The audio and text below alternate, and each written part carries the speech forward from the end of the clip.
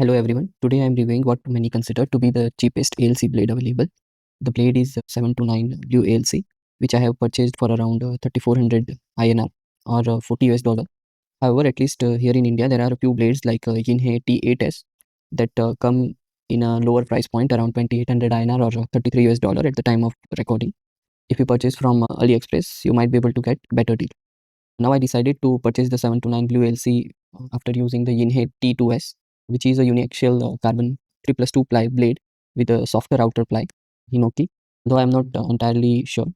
T2S was really great blade with the exceptional speed. I felt the sweet spot was really good in that blade, but the speed was also way too much. So I was feeling that dwell time was little less to counter the underspeed. So let's unbox the blade. After doing some research on platforms like RevSpin or Table Tennis Daily forums, I went ahead and purchased a 729 Blue LC for around 3400 rupees, hoping for a blade that's slightly more control oriented and less linear than the previous Yinhe T2S.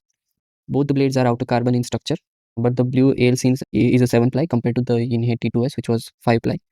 As for the packaging, there is nothing special. It's a standard box. In fact, I have seen some cheaper blades, especially from Yinhe, coming in a better packaging.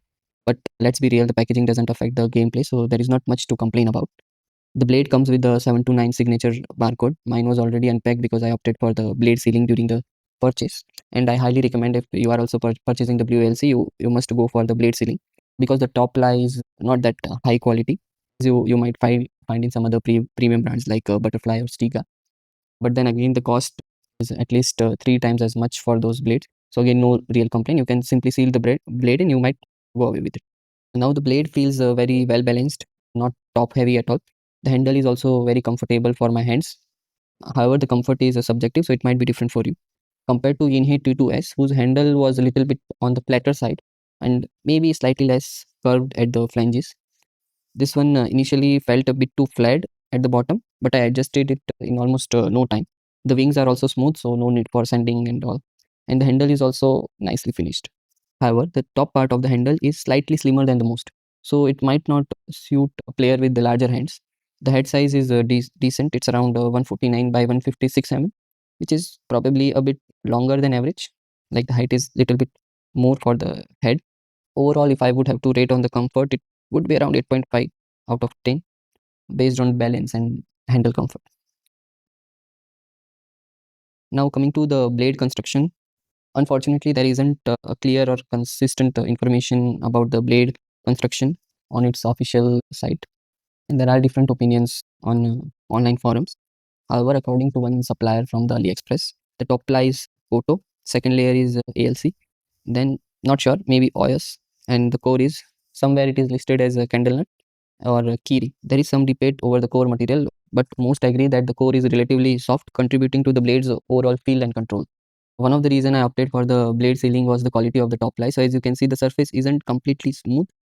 There are visible craters and some pores likely from the wood rolling process. While this doesn't affect the gameplay significantly, lead to longevity issue if we are frequently changing the rubbers.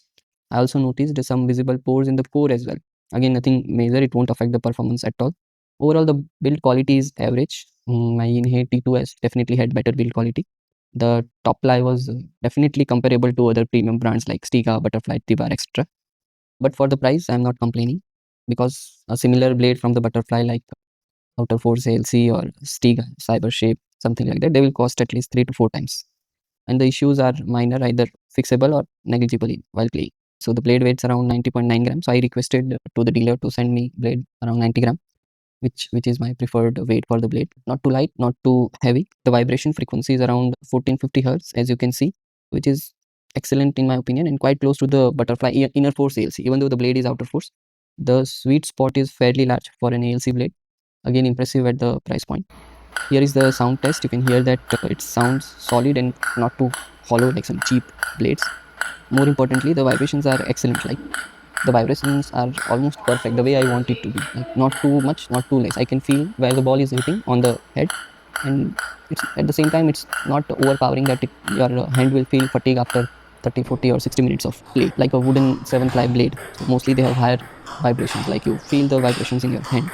Compared to my Yinhe T2S, the blade has improved feeling. Definitely, you can literally feel where the ball is exactly hitting. It was already great in EP2S. The outer ply was really soft, so there also you could actually feel the ball placement. But the blue LC definitely has more feelings to it than the in AT2S. Even with the Chinese hard rubbers, you can clearly feel the contact.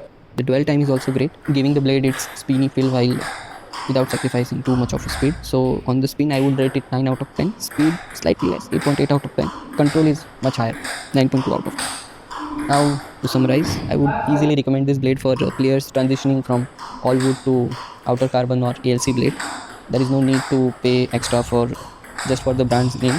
Blade making isn't a rocket science, and ALC or carbon technologies are also not that exclusive or extremely expensive. So you can definitely consider the blade. I acknowledge that how carbon is woven and integrated does affect the performance, but paying 3 or 4 times the price for 10 to 15% improvement doesn't make sense for players at my level. So if you are still learning and not playing tournaments regularly, this blade is no brainer. Even if you are playing competitively, there is nothing wrong with the blade. If you have any questions, feel free to drop them in the comments. Thank you for watching.